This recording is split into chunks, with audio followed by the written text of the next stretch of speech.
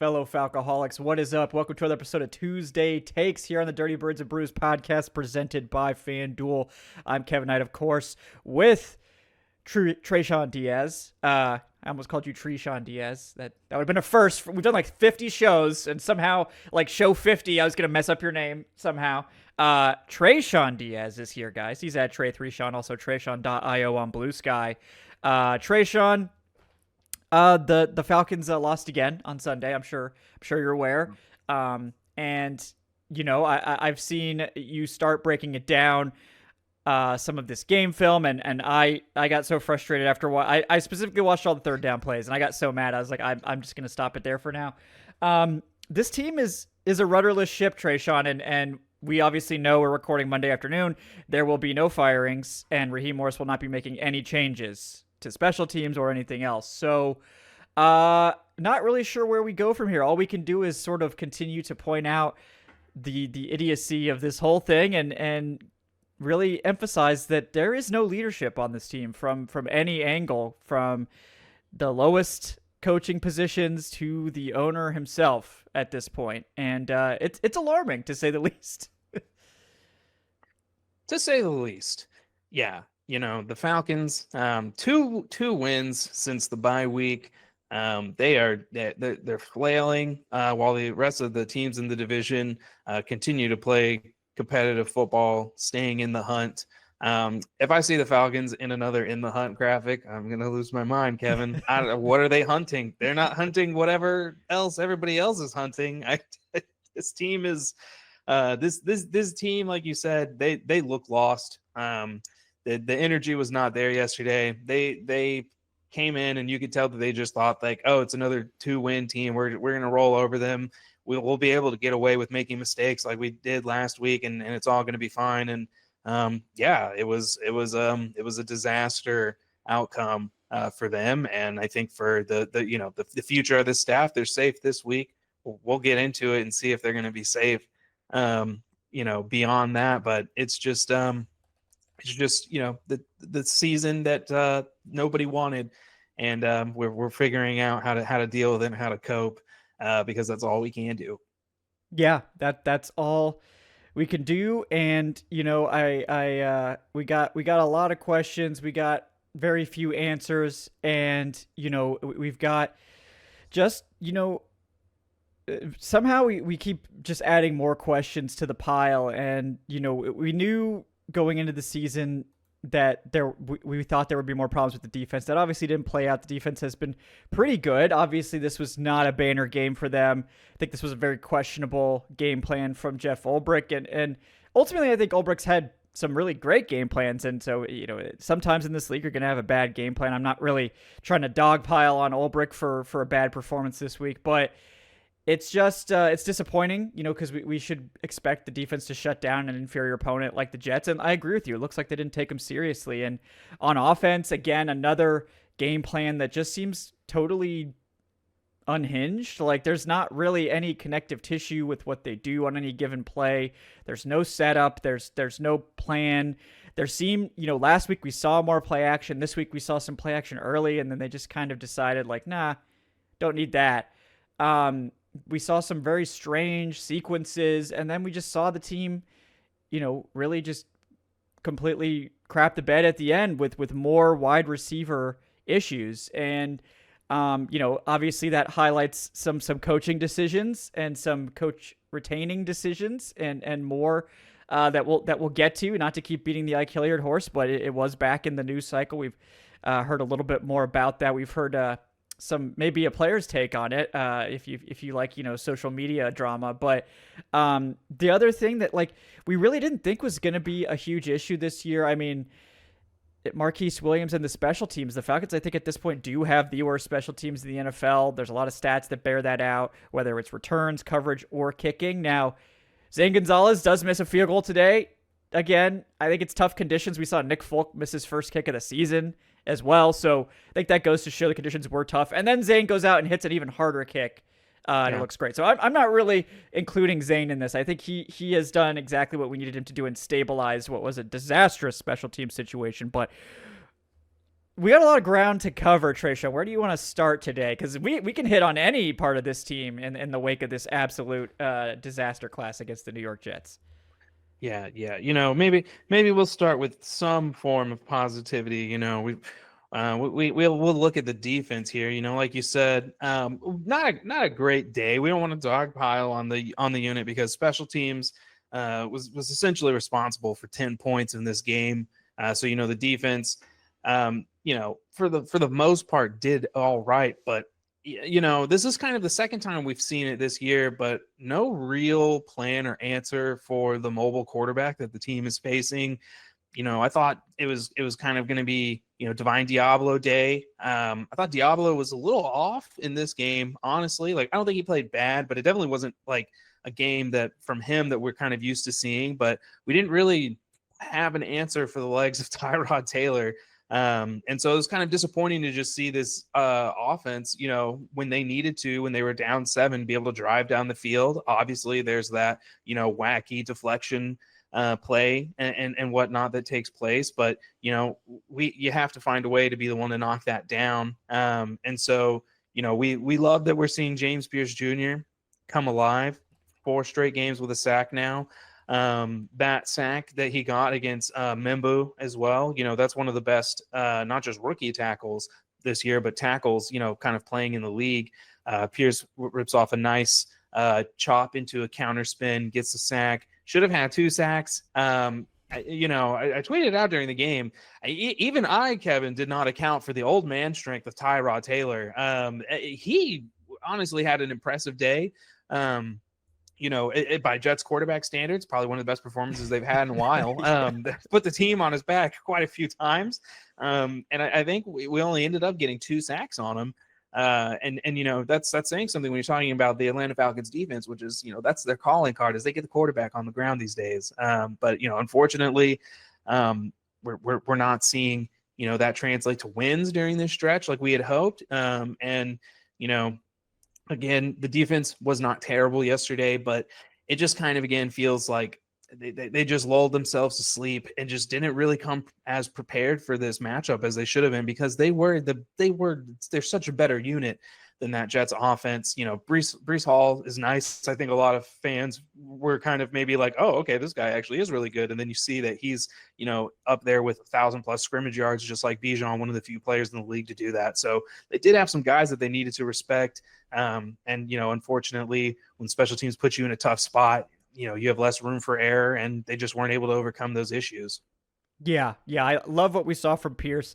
That was a very disappointing play, obviously not being able to get Tyrod Taylor down there. But I mean, look, these guys they're all NFL players out here. Like, everybody likes to joke about, oh, Tyrod, he's just a backup and all this, but this is what he does well. Like, he is tough to bring down. He's big, and he's still got the juice, so good for him. Tyrod, again, he came out and delivered today for the Jets.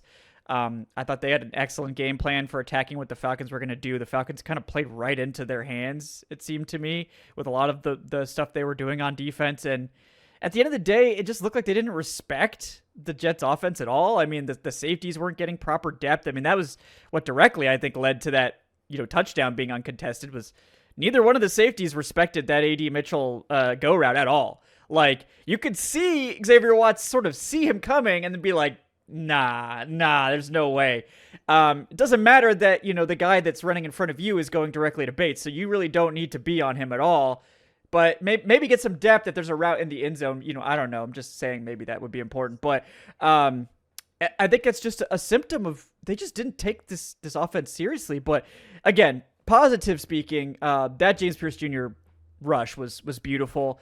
I like that it wasn't like the cleanest spin move you'll ever see, but he timed it up right, and he just didn't slow down. Like, he just kind of that explosion is going to be his trump card, and he's getting the more of these counters that he can put together, the more second sort of effort stuff he can put together, I think the more dangerous he's going to become. And I think Walker was kind of hitting his stride a little bit earlier. Pierce is kind of hitting his stride now.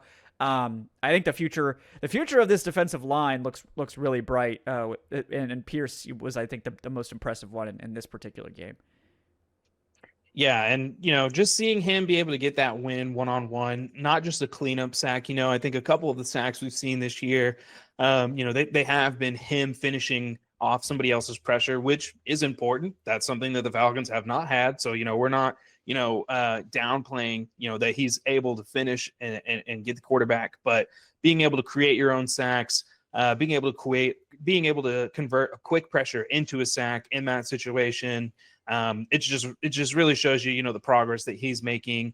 And it's great to see because, as we head into, the dark territory that is the end of this year and draft discussion, it's going to be a full court blitz from the media on, oh, look at where the Falcons could have been picking if they were in the first this year. Look at what they could be doing, this, that, and the other.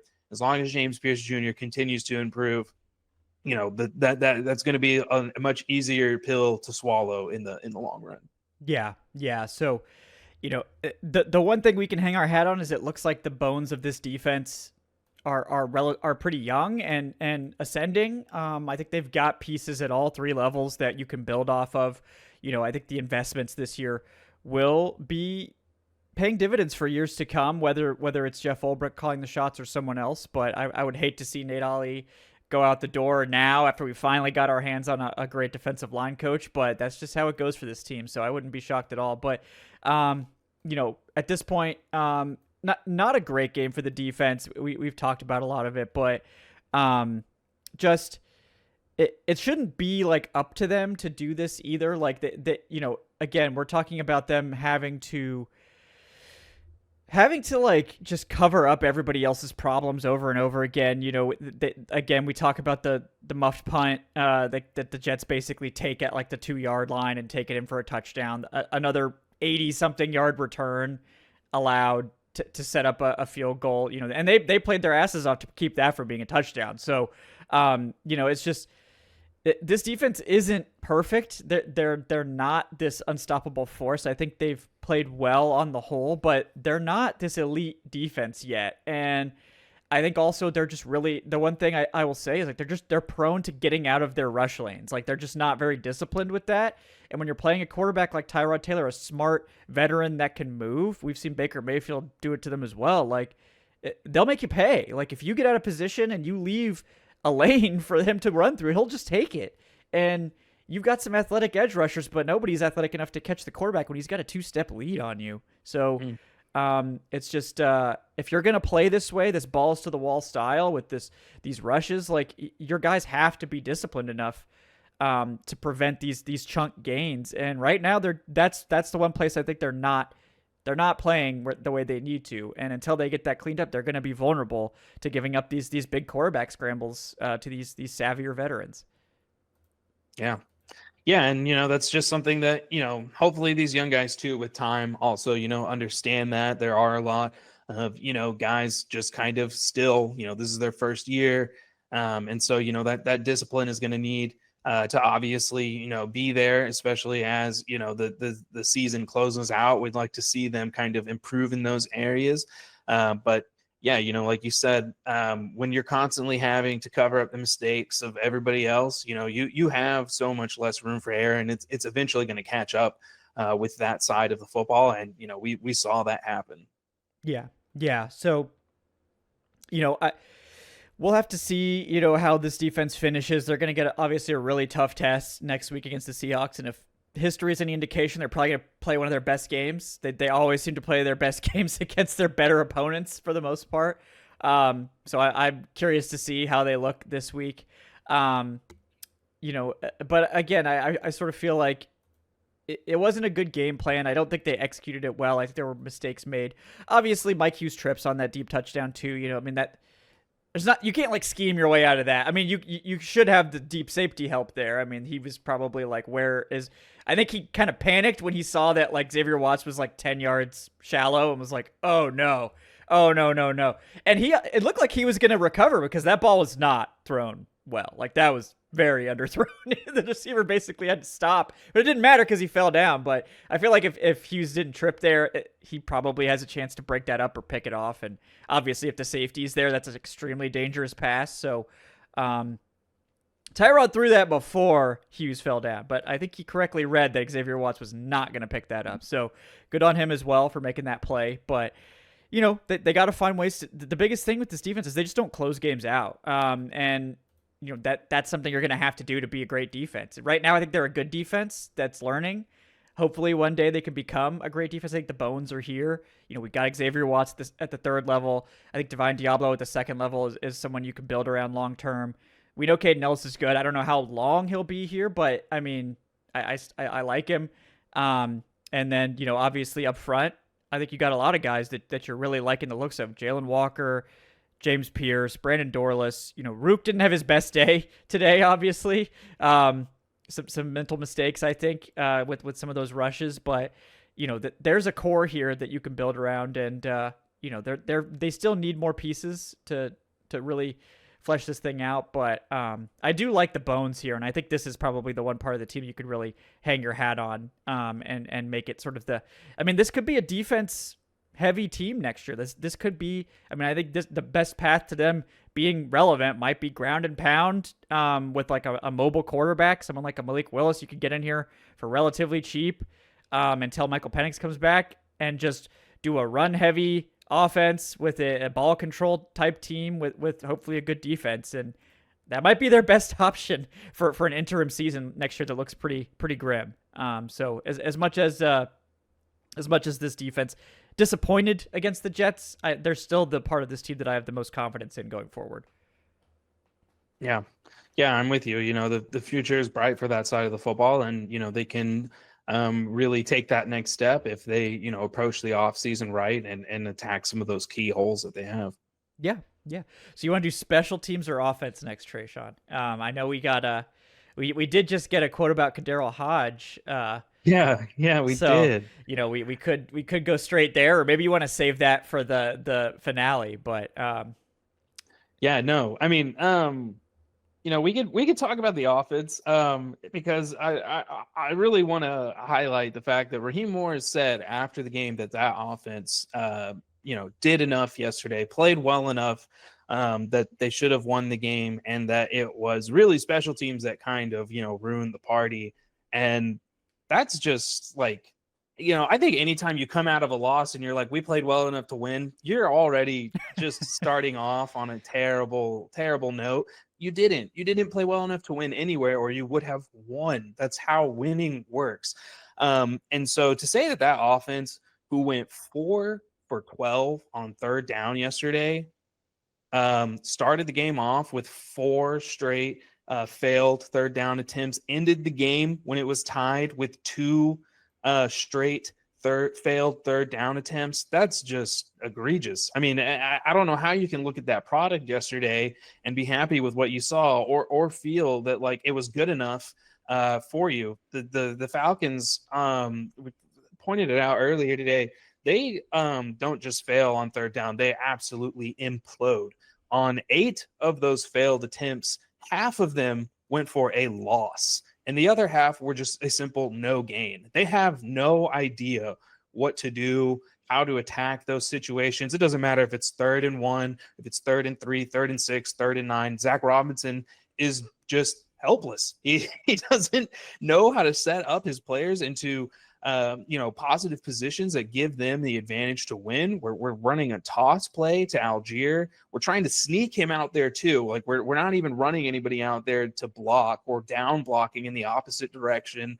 We're using the Franks tank to do that as well too, instead of just, I don't know, doing what has worked with the Frank tanks and just running the quarterback sneak. Like you're starting to get to the Arthur Smith realm of like overthinking everything that you do, and coming up with the like most diabolical personnel groups and play calls imaginable. I mean, the screen to Bijan at the end of the game was one of the, like, that to me, I'm like, just put him out of his misery. Get it back. Clearly this man does not want to call plays anymore.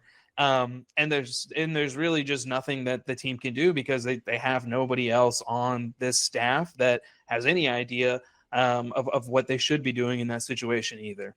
Yeah, I mean, third down today just felt like a total white flag situation. Like, I don't know what I'm doing, and like we've tried nothing, and like we're all out of ideas. Like, how many versions of that same tunnel screen did they run? Like, was that like 4 of their third down attempts at least? Like, the same tunnel screen, and like every time I was just like holding my breath. Like, is Bijan going to be tackled for a loss before he even gets the ball, or like, you know?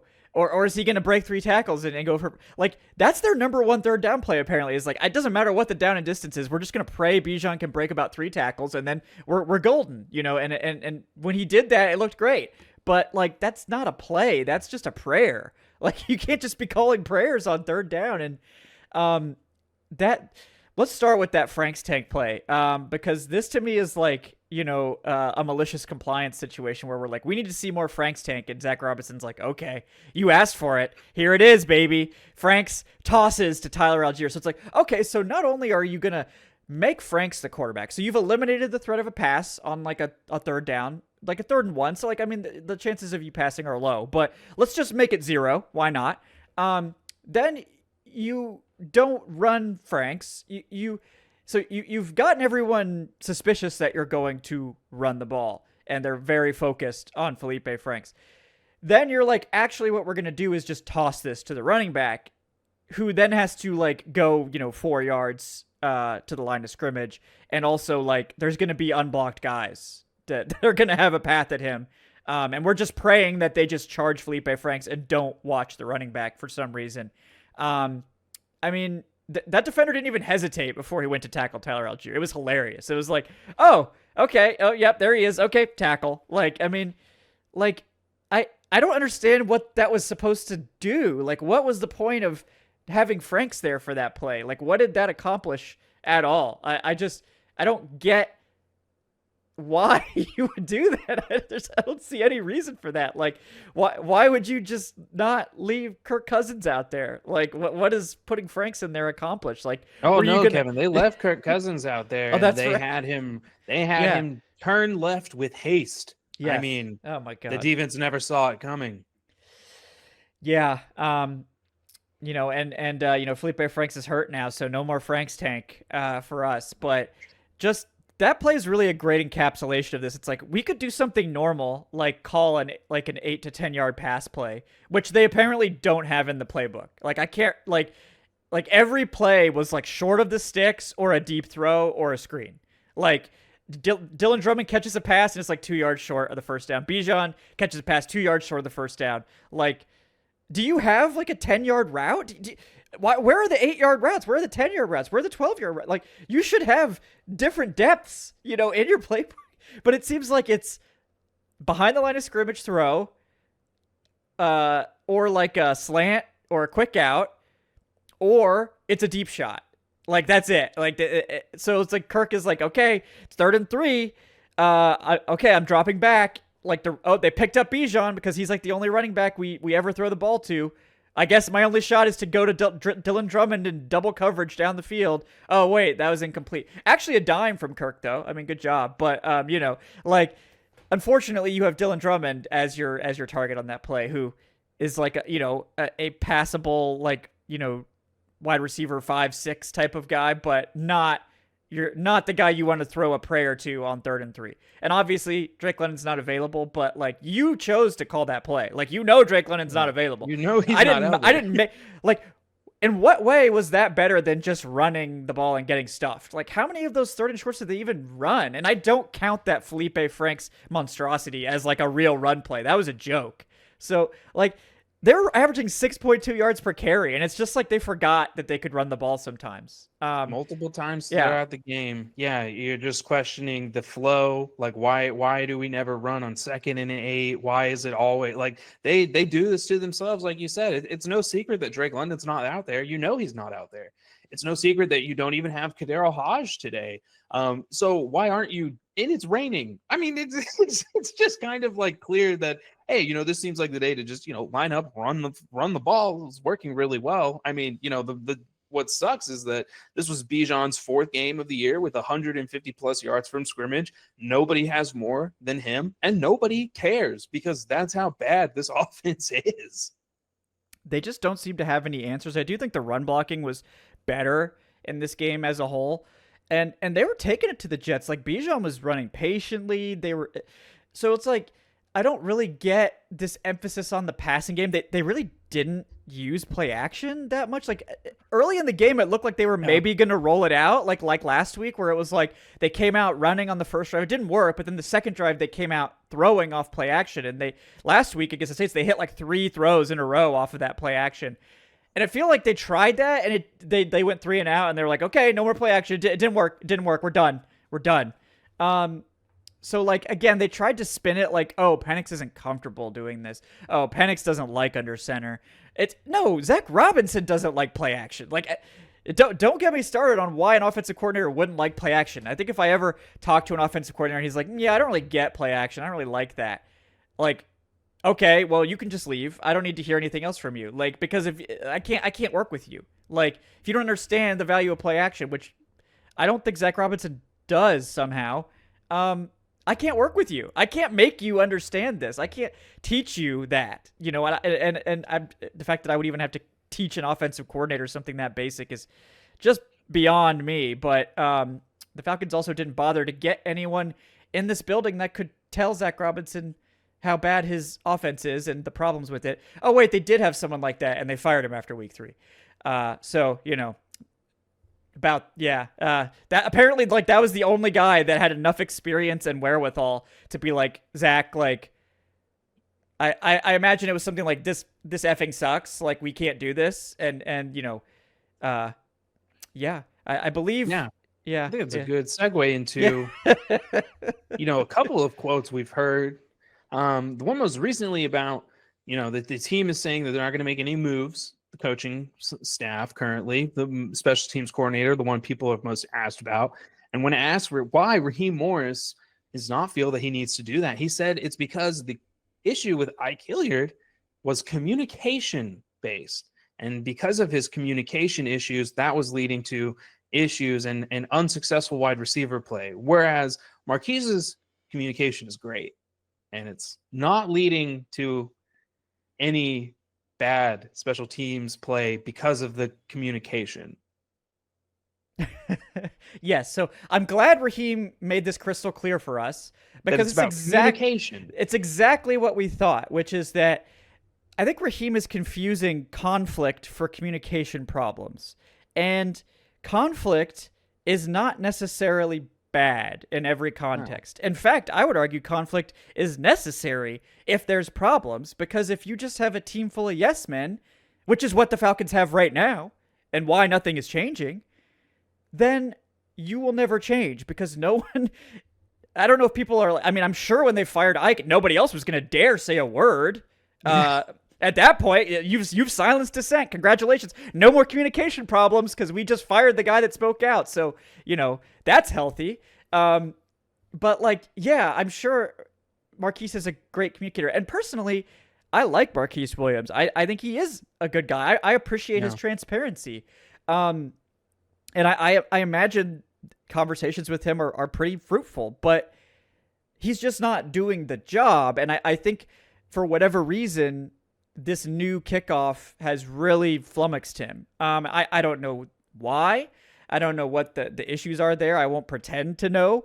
But he hasn't been able to figure it out. And we're sort of beyond the point where we can continue doing that. Like, we have to try something else. It's become pretty clear that they don't have any other answers other than, you know, the stuff that we'll talk about when we get more to the special teams. But, like, you know, to me, it's like, oh, yes, I cleared there was a communication problem. And this was brought up to me today again, that Dave Archer said on 92.9 earlier this year after the firing that the Falcons had considered firing Ike Hilliard last year. And, you know, so therefore, like, they were already aware of this issue, and that's why he was let go in week 3. That doesn't help you at all. You're telling me that you thought about firing him, not for performance, because the Falcons receivers all had their best seasons ever, except for, I guess, Mooney's had a slightly better season in Chicago. But, I mean, I think you could argue this last year was better, even though he had more yardage that year in Chicago. Drake had his best season ever by a mile. Ray McLeod turned in a competent wide receiver 3 performance. The Falcons wish they had Ray McLeod at that level this year. Nobody's even sniffed that production. So it's clearly not performance-based. but they're still considering firing him. So that's interesting. And then this year, 3 games in, they decide, like, we decided to keep him, but actually, no. 3 games in, we're going to fire him. That's even worse process. Like, so you're telling me you decided to keep him, and then you changed your mind 3 games into the season. Like, that's even worse. Like, they're like, oh, well, they were aware he was a problem, so it's not their fault if they had to fire him. Like, he was causing problems last year.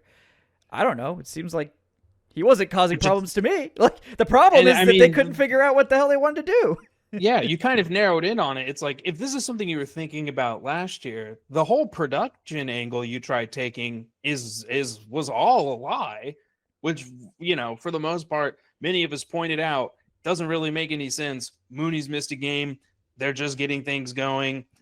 One of those games, it was a run heavy attack day. Like, I'm not really, we were never really understanding how it could be that harsh of a critique after the production that they got from them last year. So all in all, it was a personal issue that they didn't take care of, that they were so prepared and ready to just move off of him immediately instead of, I don't know, getting in a new wide receivers coach then that you wanted, have somebody there that will communicate the way you want from the start of camp.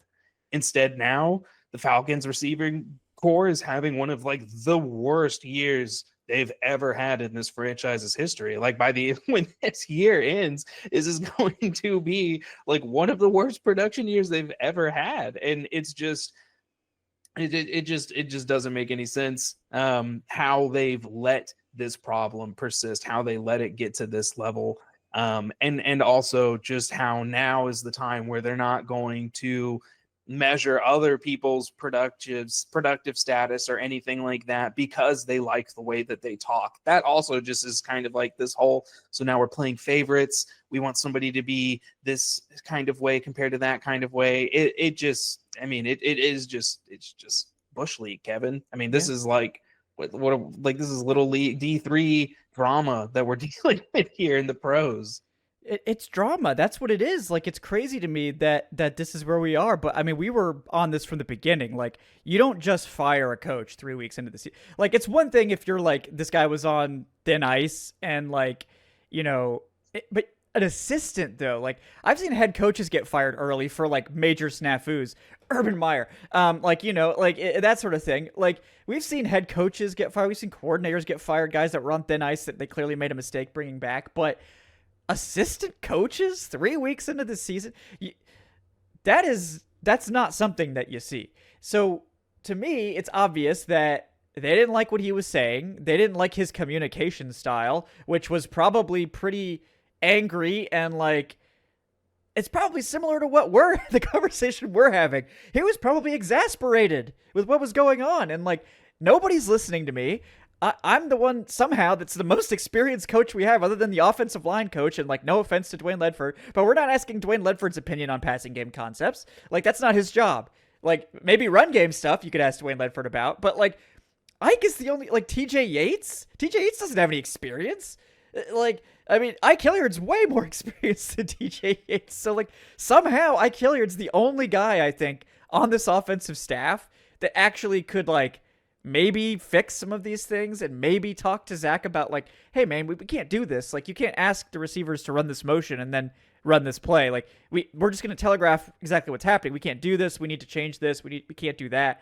Like, and I'm sure it started out fine, but I think the more that Zac Robinson ignored what Ike Hilliard was saying, I assume the more frustrated Ike Hilliard became, because that's a normal human reaction when you're trying to help, you're trying to fix stuff, and your advice is not being taken, and the team continues to flounder. Like, I think Ike cared a lot about what was going on. I think he cared a lot about this team and his receivers. You could tell how upset everybody was when he got fired. And I think Raheem's tried to spin it like, oh, it was a communication problem with the receivers. No, it wasn't. Don't spin it that way to me. It was a communication problem with Robinson and the rest of the coaching staff, and that he wasn't the yes man you wanted. And so the question I ask, if you want a yes man, why the hell did you keep him? Like, why did you keep him in the building? If you were so fed up with him questioning, you were already thinking about it in the summer. I mean, what in the world? Like, you're just wasting time. Yes, And that's what they've done since he's been here. They just waste time. It's Morris's calling card. Yeah. It's like, go get another receivers coach then. Like, I mean, I think they were probably like, well, we're not going to find a better coach than Ike Hilliard. You're right. You won't. But at least you'd have a receivers coach and not ask TJ Yates to wear like 3 hats. And TJ Yates, like, no offense to TJ Yates, I don't know, how much to blame to put on his shoulders, but we do know that when he was here with Arthur Smith, the receiving core was not good, and we didn't really see a lot of development. So I think asking him to be the receivers coach again was not a good fit. I think he was a much better fit as like a quarterbacks coach type of guy because he's a quarterback. A former quarterback. Yeah, that makes a lot more sense to me. So like if you were that close to firing Hilliard and then you brought him back just to fire him again 3 weeks in, like to fire him 3 weeks into the season with no backup plan. It's not like you brought in another assistant receivers coach that you knew you could go to if you decided it didn't work out. Like you were just totally unprepared for this. This was you set the trap for yourself. And it's like the meme of the guy with the bike. He's just biking along and then he puts the post in his own tire and flips over and then gets upset. It's like you just did this to yourself. Like this whole thing was a problem of your own making. You set this whole thing up. This is a self-own, as the kids like to say. It's like they're shocked that it's not working. It's like, oh yeah, the communication was so bad. Like, I think we're getting to the core of the problem with Raheem Morris is that it's more important to him to have harmony than it is to have results. The harmony is the most important thing. The culture, which is bad. The culture is rotten. I don't care how nice everybody is. I don't care how smiley everyone is, how much believe we have going on. Shout out to Believe Network. Not that kind of believe. But, I think that's the crux of it. Raheem cares so much about harmony and everyone sort of like working together and, all this, that the results are sort of secondary. And you can never be that way in the NFL. You have to have uncomfortable conversations. You have to ask the tough questions. You have to be able to go to your offensive coordinator as an assistant and be like, hey, Zach, or whoever, and be like, I really don't get why we're doing this. Like, we need to sit down and figure out why this isn't working and not get fired for it. Like, this should be obvious stuff, but like, you can't prioritize harmony and communication over the on-field results and over the problems. Like it's sort of like a false dichotomy. It's like, well, if we're not harmonious, then we can't, then our culture will be bad. It's like, well, you know what's worse? Losing's the worst for your culture. You can't possibly have a worse culture than if you're losing. So, it seems like their priorities are all out of whack here. Yeah. Yeah. And the comment about harmony is so interesting too, because I do think that from a lot of perspectives, there is a big focus on that. But then this week we look at what he wanted to do or what the team wanted to do to try to make some changes. And they decide that they're going to healthy scratch their Pro Bowl special teamer, Kaderil Hodge, for some mistakes that, I mean, none of us know about that happened against the Saints. So he did some things against the Saints in a game they won by 2 scores that ultimately led to him being a healthy scratch. And so what was the backup plan for Kaderil Hodge on special teams? Nate Carter is out there. We're going to have somebody who's shown us that all they can really do is run straight as the replacement for Kaderil Hodge. Don't think we're really taking that approach too seriously. Worried about harmony, and you're going to take away one of the best weapons from your special teams unit that, like we pointed out, is the worst unit in the league. So it's like, oh, well, things couldn't possibly get worse, Kevin, if we just take away one of the few pieces of talent we have. You go out and you have one of the worst days on special teams. I mean, it's one of those things where it's just like, it makes no sense. It's the most Raheem Morris thing ever. You're making moves after a win. You're really feeling yourself, I guess, after coming off against the 2-9 Saints. He has no plan. That they're there to inspire hope, and everything that happens on the field is the fault of the players. They're just not executing. I don't really understand what Raheem Morris provides at this point anymore as a head coach, and that's something that I think many people already struggled with coming into this was, okay, he's just going to be his CEO style. What is he good at? What does he do? It's Jeff Ulbricht's defense, and it's a huge flip from what they were doing last year. Lake was essentially running Raheem's defense. So Raheem doesn't help out or do anything with the offense. He doesn't have the confidence to take play calling duties away from Robinson like he did from Lake last year. So, okay, he's great at time management then, right? He's really good at situational awareness then, because those are the things that a CEO is supposed to be able to do. No, we don't have any of those things. We get quotes after quote after quote, and they're all contradicting each other. They're half of them throw player or a coach under the bus, and it just feels like a sinking ship at this point.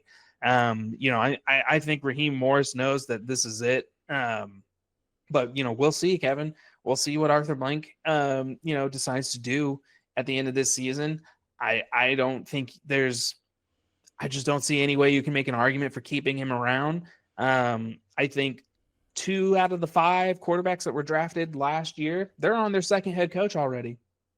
This isn't like the NFL of old anymore. This isn't like we're not sitting around because, there's only so many guys that can coach in this league, right? Like that kind of used to be the attitude of the NFL, and that it's this super elite club. You can't just find a coach. You can.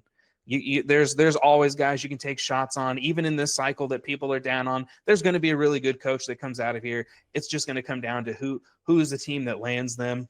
And Arthur Blank just has to understand that this belief that he's a season away, a coach away, or whatever, it just has to go out the window.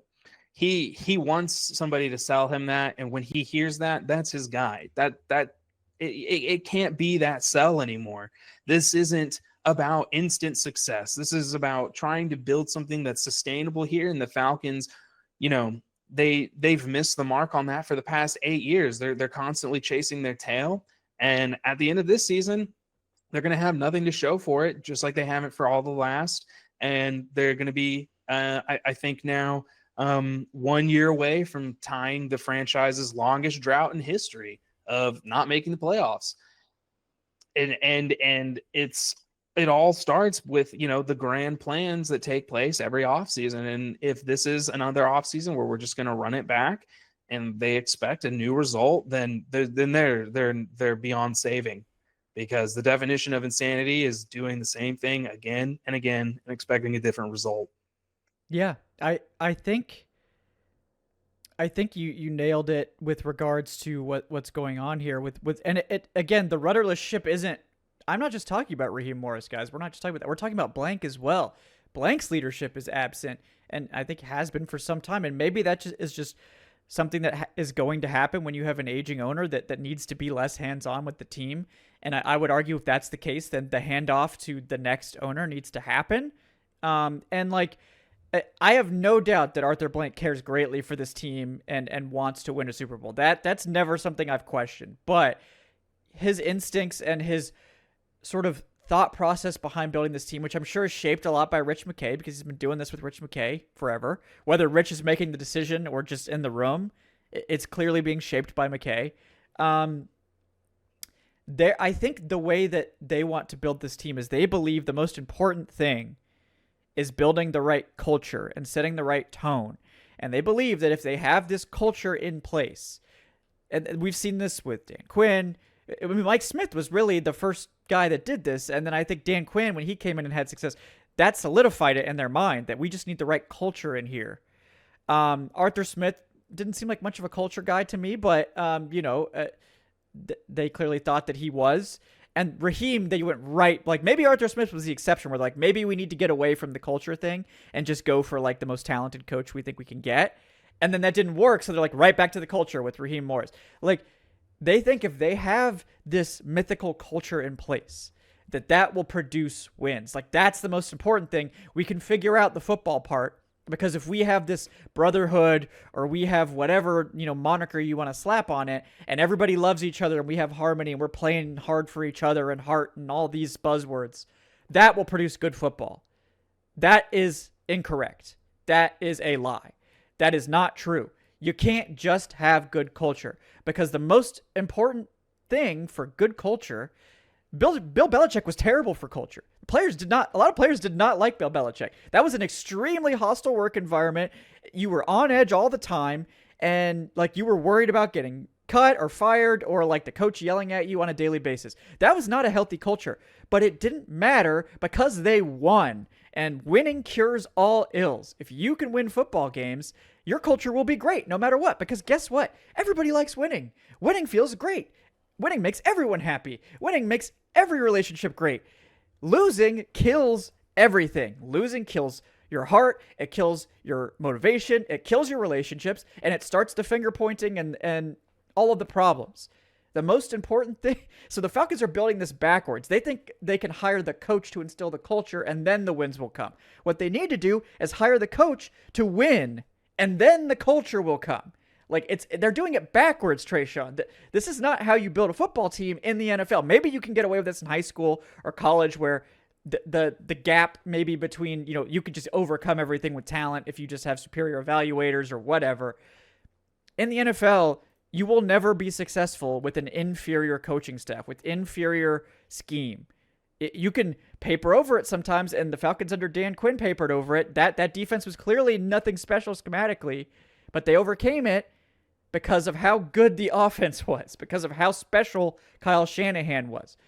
So even then, I think that maybe Blank would think like they hired Quinn for the culture that year, and that was why they won. No, they won because Kyle Shanahan's a genius. And that offense, was phenomenal, one of the best we've ever seen. They also lost because of Kyle Shanahan's genius and arrogance in the Super Bowl. But, they got there because of him. So, it works out. But I think that's the crux of it, is that they think they're building a winning program the right way, but they're actually building a winning program the wrong way. And until they figure that out, I'm not sure any amount of change will fix this, because they're going to keep going down the same path that's led them to these issues over and over again. Yeah, no. And I mean, like you've said, in order for this to move forward, in order for them to start building in a new and different way, they have to actually inject new leaders into this franchise who are willing to take the Falcons in a direction that they have not been willing to go the past decade. And I can't tell you exactly what that is right now, but from a philosophical standpoint, we know it's not what they've been doing. We know it's not the approach they've been taking. They are consistently missing the mark. And so the idea, like you said, that this is a rudderless ship, and it being, only attributed to Raheem Morris is not correct. It is Arthur Blank. It is the brass of this team. It is all of those things, because we know the influence that ownership can have over franchises like this. And the Falcons have, from what we understood, an 8-person panel doing the hiring in the last round. And this is just not the result. And you need to scrap that group of 8, because anybody that's had a hand in building whatever it is that the Falcons are currently needs to go, because they've all been here. They've all had plenty of time to prove that they are the right people for this job, and they have all failed tremendously. Yeah, and it's a sad state of affairs. And it's like, I think this is just, this season and last season are the poster child for why this approach doesn't work, because the communication has been, based on Raheem Morris's comments, the communication is great. The culture is great. Everyone's pulling together and working hard. And guess what? It's not resulting in any wins. The team isn't improving. So what is left then? If it's not communication, if it's not harmony, if it's not these things, then what is left? What is left? And I would argue that, he, like you said with the Daryl Hodge thing, it's a perfect example of like that they're not actually as healthy or harmonious as they like to portray to the media. A lot of fans are like, oh, well, the players are still projecting confidence in Raheem. Of course they are. What do you think they're going to do? Be like, yeah, I think he should get fired tomorrow. Yeah, I know. They should fire him. Yeah, players will never say that. And if they do, that coach is getting fired immediately. Like they won't say it because they can't. Like that would be inappropriate. You can't. It would be like in the military if a private's like, oh yeah, my commander really sucks. Like, yeah, that guy's gonna last a long time in the military for sure. He's definitely not gonna get kicked out immediately. You can't just. It's a chain of command thing. You can't go stab your leaders in the back publicly. It's just you can't do it. Whether it's the military or whether it's anything else. So, they can't do it. But the Falcons stabbed Kadarius Hodge in the back. Like they did it to him. Like. And it's like there's no consistency with how they operate. It's like, well, we need to get a spark. And they're like, yeah, the guys that we had, we wanted to try out some different guys. Like Casey Washington hasn't been playing for weeks. So like you haven't even given him a chance like to get out there and make special teams plays because you've made him inactive forever at this point. Kadarius Hodge, apparently, I don't remember these bad plays that they're talking about. I mean, like, you have two players on special teams that make tackles.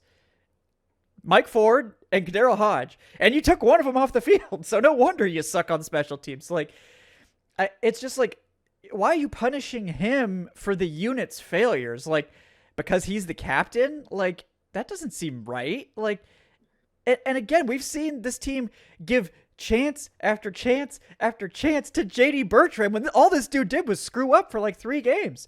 And sorry, JD, I know we said we were done talking about you. This is not about you. But like, you can't tell me that you're fine with JD Bertrand going out there and just really getting it taken to him like over and over. This poor man, like he was just not there. He was not prepared for this. He was completely clueless and lost.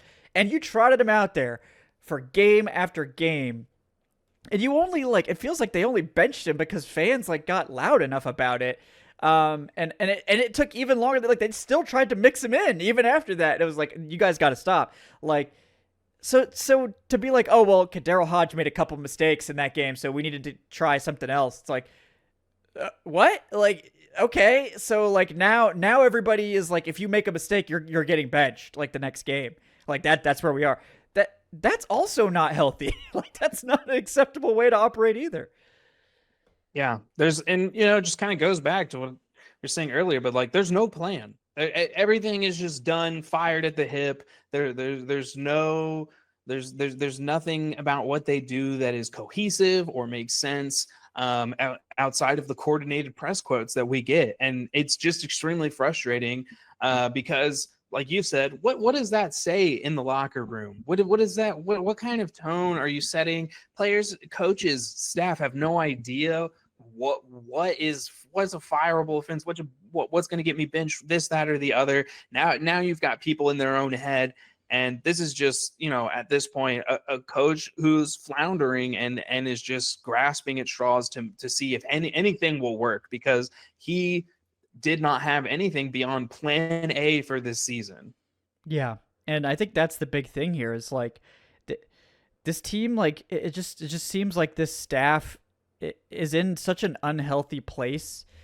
It's such a toxic stew. And I think it's they think that they fix the toxicity by getting rid of the vocal guy in Ike Hilliard. He was the problem. The reason this isn't working is because Hilliard's not getting with the program. He's got communication problems.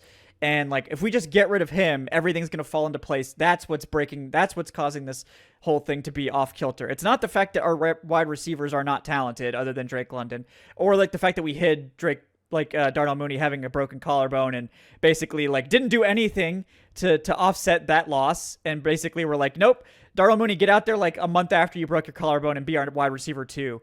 And we're just going to, pretend that that's going to work without a hitch.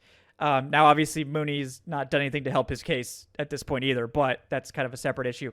And then it's oh, yeah, well, now the problem is Ray McLeod, too, because he's also, upset. So we're going to just go ahead and cut one of the only receivers we have. The aforementioned problems about Darnell Mooney having a broken collarbone, also, maybe consider that, too. But nope, get him out of here. We're going to, bench him and, basically make him inactive and basically kick him off the team and then cut him. And say he's dealing with personal issues. I think his personal issues are more like team issues. So kind of an interesting way to frame that. But and then they're all like surprised Pikachu now that the wide receiver core is just abysmal, and they just keep like rotating in different practice squad guys every week. They're like, well, this week it's Devin Tompkins and Dylan Drummond. Next week it'll be KJ Osborne and Devin Tompkins, and then maybe by the end of the year we'll see Nick Nash one time. Probably not though. And then they're just like, oh yeah, we're just keeping Casey Washington on the roster for some reason, because we're never gonna play him. I don't know what Casey Washington did to get benched. Like, I mean, he was a solid special teams guy. Maybe consider playing him on special teams. I don't know. Instead of like the 5'8" Devin Tompkins, who definitely can't play special teams, or like the 5'10" Nate Carter, who definitely can't play special teams, or like, your third tight end on special teams. Maybe we should have some guys that can actually change direction. But maybe that's just me. I don't know. Yeah. Yeah. We don't know, no more Kevin. words, really. I don't think anybody knows or can really explain half the things that we're seeing from this team right now. And all we can hope for is that that's enough to make the powers that be want to move on. Yeah. I mean, it's up to I at this point, again, it's like the name of this episode. It's a great clickbait headline, as the kids say.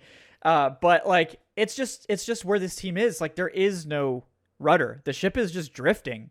And they're gonna keep talking about how like we got to play for pride. Like, if you're saying you have to play for pride and the coach isn't fired, like that is, to me, like that's a bad situation. Like, I mean, it's not even like you got eliminated before December. Like, that is really bad. Like, you're among the worst teams in the NFL, and it's like I don't know where this like arrogance that they think of themselves as like this respectable team came from, where they're like earlier in the season they're like, oh, we got out falconed. You mean you just got beat? Like, why are you calling it falconing? Like what you're doing is some special thing that other teams are trying to emulate. I don't think anyone's trying to emulate you. Like, I think they're just happy to beat you, and like they're just better than you. So it's like, where are they getting this arrogance to think that they're this like trendsetter or like anything to do with this? It's like that's to me seems a big problem with this whole operation too, is that they just like, it's like they feel like it feels like this whole Raheem Morris regime was like, we can just skip to the end. Like, we got quarterbacks and we spent money, and we traded a first round pick so we could get 2 pass rushers in here. That was actually maybe a good move. These pass rushers look pretty good, but like they're like, okay, well now we're just gonna win. And it's like, okay, well what about everything else that like you actually have to win? You can't just do off-season moves and then just automatically just arrive at 10 wins. Like, what about winning the games? That's the part this team never seems to be able to figure out. How do you actually win the games? How is that the part that gets forgotten in this equation? Yeah. And, we pointed it out, last year's the second best season of his coaching career, of his head coaching career from a record standpoint. That is the second best season he's ever had. This is somebody, who constantly talks about finding a way. And like you say, Kevin, throughout his career, he has never figured out a way to win. He's just consistently failed when he's in this role. And, I'm not going to try and take anything away from what he was able to do with the Rams. But, having Aaron Donald certainly helped. Having Jalen Ramsey certainly helped. When we look at, his body of work, it's hard to understand how the team talked themselves into even just bringing him back and doing this all over again. And it reeked of the Dirk Cutter retread move when they got rid of Sark. And this was on such a larger scale. And it just goes back to our point earlier that that's all a part of the way that the people who are in charge of this team, that's all on them. That's their vision. That's something that they've consistently done throughout their times here. And, they keep striking out on these same moves, and they're not learning their lesson. And that's why it really does need to be, the biggest shakeup yet of the Falcons brass and leadership group this year. Yeah, totally agree there. It's just another example of them prioritizing, like, we need to get a good guy in here. And like, I think you should try to get a good guy. Like, I'm not saying like go out and hire, like a terrible, like, don't go hire Bill Belichick. You were absolutely right not to hire Bill Belichick. That was good job there. That would not have gone well for you either. I'm not saying go out and hire, John Gruden or something. Like, you don't need to go there. But like, you just being a good guy, or a guy that like you feel comfortable with, like interpersonally, like that is not the most important aspect. And maybe a little bit of discomfort would be a good thing for this team. I think they need someone in here that's going to kick a little bit of ass. Like Mike Vrabel would have been so perfect. Obviously, that didn't end up working out. But like, I think that would have been an ideal situation where, you need someone to come in here and make people uncomfortable. And like right now, everyone's just sitting on their hands. Like, oh, well, I don't know what to do. We're doing the best we can and it's not working. It's not good enough. Like, and like to me, it's like you go back to year one with Raheem Morris and you look at how he assembled this staff. The way they assembled the defensive staff outside of the most important hire in Jimmy Lake was pretty good. I mean, and the defensive line coach, like Jay Rodgers, Jimmy Lake, oh God, that I think everybody was suspicious of that hire and for good reason. But like you had Jerry Gray, who is an experienced coach, who's been a defensive coordinator and a play caller in his career. You have experienced secondary coaches. You have guys in here that are all pretty solid. And Raheem is also capable of really overseeing that. So that to me, I think you look back, that's the less problematic side of the ball. Obviously, the most important hire in Jimmy Lake was the biggest mistake, which again is a big black mark on Raheem Morris, that he was more interested in getting someone he was comfortable with in Jimmy Lake, someone that has good communication, than he was actually getting on-field results. So, but the offensive side was completely different. They surrounded Zac Robinson with a lot of new coaches, young quarterbacks coach in TJ Yates, who like, I think, TJ Yates was probably deserving of a shot at quarterbacks coach. But again, pairing a new quarterbacks coach with a new offensive coordinator that's never called plays seems kind of dicey to me. They had Dwayne Ledford, and they had some interesting guys, but it was a very like young, inexperienced staff, except for Ike Hilliard. And like Ike Hilliard was like my favorite coaching hire of that cycle. And I think everyone was excited about Zac Robinson because again, this is the latest guy coming out of Los Angeles under Sean McVay, but there's nobody there to mentor him. Raheem can't do it. Like they didn't bring in any play callers. They didn't bring in a Jerry Gray for Zac Robinson. And I wonder if that was the fatal flaw, was that they didn't bring in someone who actually had the authority to challenge Zac Robinson and the experience to do it too. And the only one that could do it was the wide receivers coach. And the Falcons were like, well, that's inappropriate. You can't question him. You're just the wide receivers coach. Get out of here. Fired him. So it's like you set this up. You made this happen. Like either Zac Robinson was going to be a wunderkind or you're totally effed because you have no other options. You have no one else that can tell him what to do. Raheem can't do it. And then you fired the only coach that maybe even had a semblance of a possibility of telling him what to do. So, like, it all goes back to Raheem's sort of style. And it's like he just picked a bunch of coaches that I guess he vibed with or something. Like, where was the care for setting up Zac Robinson for success? Like, where was the guys to help him out? Like, you got him a good offensive line coach who was already here, by the way, so it's not like you had to go very far to find him. Same thing with Jerry Gray. He was already here, so you didn't have to go. Like, Raheem was supposed to have these networks of coaches, all these relationships, and instead he goes out and gets, like, the worst hires imaginable at both positions. It's like, it's like the writing was on the wall from day one with the decisions he made, and it's all coming home to roost now. Yeah. It's just it's been a poor plan, and we talked about it last year that we did feel like it was very bold to have two first-time coordinators at the NFL level. Like, yes, Jimmy Lake had done the job in college, but you hired two guys who had never coached at that high of a position in this league. We mentioned that, like, with Zac Robinson, there would definitely be growing pains, and like you pointed out, you retained. He retained TJ Yates, who, like, it didn't show anything during the Arthur Smith years. Like we mentioned, when you see how much better the receivers got without him 1 year removed And like Mooney and Ray Ray were new additions, but we're seeing London play better. We're seeing that whole group look better. It just kind of really, told you that like that they just really were like, okay, well, like I like Jerry Gray. Again, another person that he retained technically did not go out and make that hire. And you don't look at, okay, well, who's Jerry Gray for Zac on this offense? Like at least Jimmy had Jerry Gray to talk to. And the only person I can look at that I would think, well, who's the only other guy that's called plays, who's been an offensive coordinator on this staff? Oh, it's Ike Hilliard. And so did you have Robinson and Ike interview, talk to each other if that was going to be the plan? I mean, I again, it just doesn't make any sense, Kevin. The construction of the staff and now it's burned him into this second year still getting rid of Lake. Good job, but not being able to see the other issues, not really be willing to address or bring any other additional offensive help in here, even if it's just some old guy in a consulting role, to just say that you did something to at least have made a move in the offseason. It was arrogant. And I think that this team, you kind of pointed it out earlier, they're quick to get arrogant. The out Atlantaing us, that came off of a 3-2 start.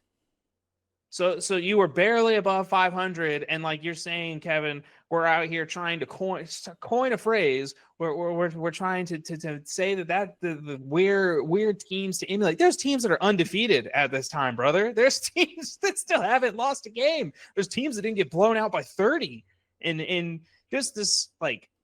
Just the ability for them to really kind of buy what they're selling so quickly and to puff out their chest immediately, and then the way they cave after a loss, the way that they just I think they sent out JD Bertrand to the presser today. I mean this team you just can't take them seriously because they are not a serious football team, and they're just led by a very unserious head coach. Yeah, and they've set themselves up for this. And the chickens have come home to roost, and that's where we are. This is a rudderless ship from top to bottom, and I feel for the players because, I mean, you see what happens to Ray Ray, you see what happens to Kadero Hodge now. I mean, did Kadero Hodge speak out about the special teams? Is that why he got bet like that? Because I don't remember these plays where Kadero Hodge was making these grievous errors that led to his benching. So, like, did he say something? And now is he going to get cut tomorrow? Like, I mean, like, you got to be walking on eggshells around that building.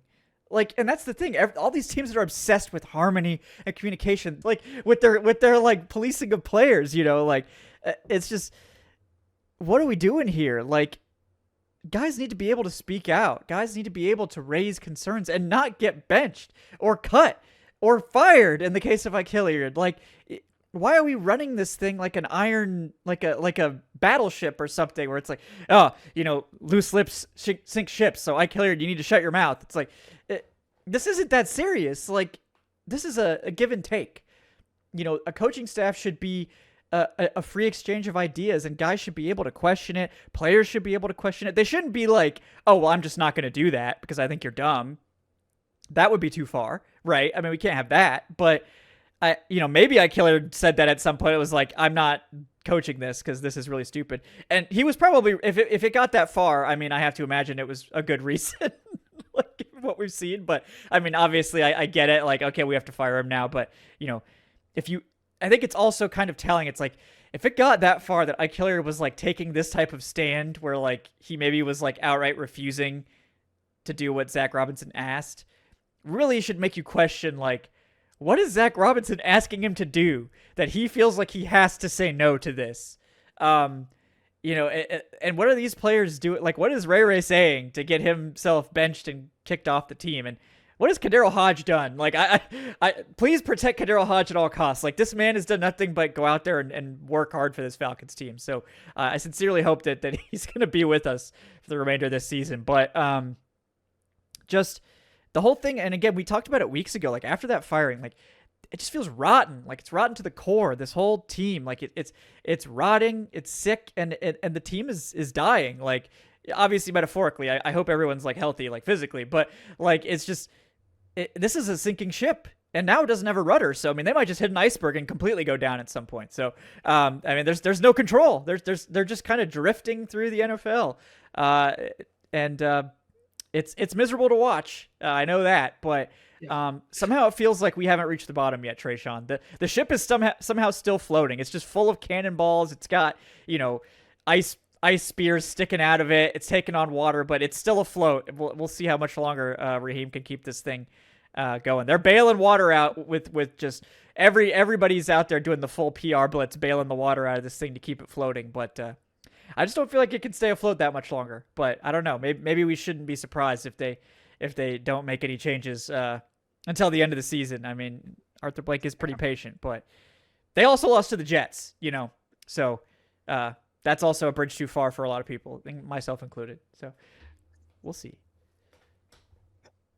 All right. Well, Kevin, I don't think I can. They've exhausted me. Yeah. I don't know if I've got anything left in me. Yeah, just a tough day, like you said. When you like losing to the Jets, man, come on. Yeah, we can't have that. We can't have that. They just traded away half their team too. I mean, it just. Yeah. I just can't do it. Yeah. So in case you guys were wondering about next week's game, for those of you that still care, the Falcons are 8.5-point home underdogs to the Seattle Seahawks. So somehow I feel like the Falcons are going to cover that, though. Like they always do. They're going to cover that. Yeah, they're going to cover it. It'll be an 8-point loss. Yes, just right in there. But yeah, that's where we are. So per FanDuel, Falcons 8.5-point home underdogs at this point, and feels fair, but also somehow they'll just. For no reason, they'll probably sack Sam Darnold like 6 times and it'll be a close game, and of course they'll lose. But this team doesn't make any sense. And then this game will buy Raheem like to the end of the season because they'll be like, oh, we fought hard today. It wasn't our day. We played well enough to win, Tre'Shon.